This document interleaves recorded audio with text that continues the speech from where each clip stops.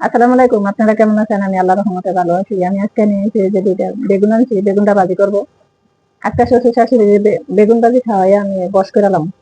দেখেন আমি কি বেগুন ভাজি করি, আর শ্বশুর শাশুড়ি বেগুন ভাজি খাওয়াই বস করবো। এই যে আমার বেগুন কাটা শেষ।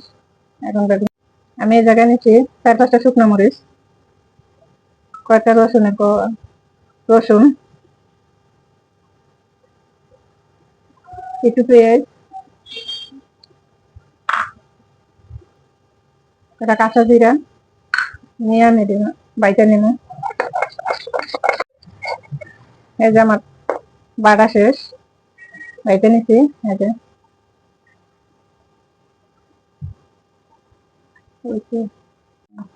এই জন্য এখন বেগুনটা মাখায় নিব।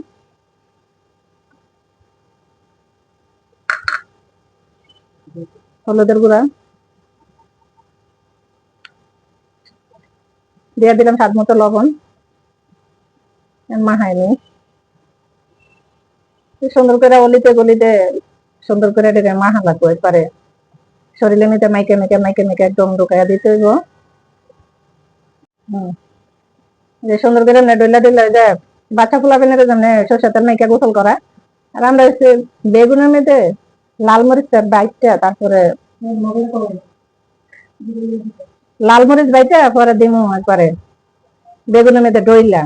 শ্বশুর শাশুড়িরা কেমনে বস করা লাগে, আজকে ওই বসটা আমি কইরেই ছাড়বো।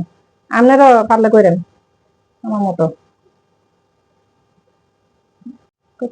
এই যে আমার মাখামাখি শেষ, মাখামাখি শেষ। এখন যাইতেছি চুলার কাছে, তেল দিয়া দিলাম।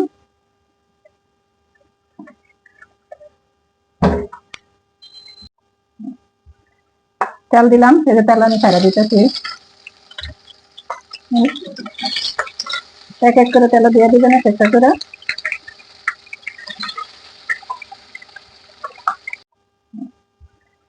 তেল দিলাম, এই যে তেল আমি ছাড়া দিতেছি। এক এক করে তেল দিয়ে দিবেন, চেষ্টা করে।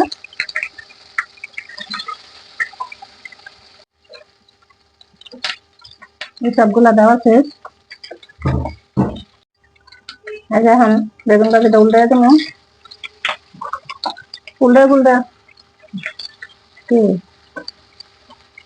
উল্টায় উল্টায় সুন্দর করে ভাজতে হইব, কিন্তু আমার মতন আবার পুরালেন না। পরে শাশুড়ি শ্বশুর শাশুড়ি ইয়া পাইতে গেলে পরে ঝাড়ু করে খেতে হবে।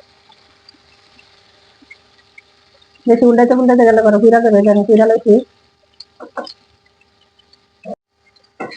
আমার বেগুন ভাজিটা সুন্দর হয়ে গেছে, দেখছেন কালারটা কি, একটা কালার, অনেক সুন্দর হয়েছে কালারটা,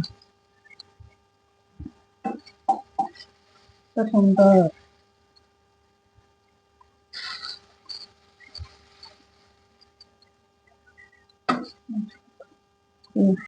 এই যে আমার বেগুন ভাজি রেডি, বেগুন ভাজিটা হয়ে গেছে। দেখি, আচ্ছা বেগুন ভাজি দেখেন, এটা একটা কথা। আমি ভাবছি আমার শ্বশুরের শাশুড়িরে খাওয়াই আমি মানে বস করুন, এখন আমার জামাই খায়া পেটে পিঠা খাইয়া নিছে। এখন আমি কি করবো, এটা শ্বশুরেরও দিতাম না, শাশুড়িরও দিতাম না, আমি খাইয়া বসে থাকবো। এখন বস করতেই পারলাম না, অন্য কিছু দিয়ে দেখি, চেষ্টা করুন। কষ্ট করে ভিডিওটা দেখার জন্য ধন্যবাদ। ভালো লাগলে লাইক করুন, শেয়ার করে দিবেন। আল্লাহ হাফেজ।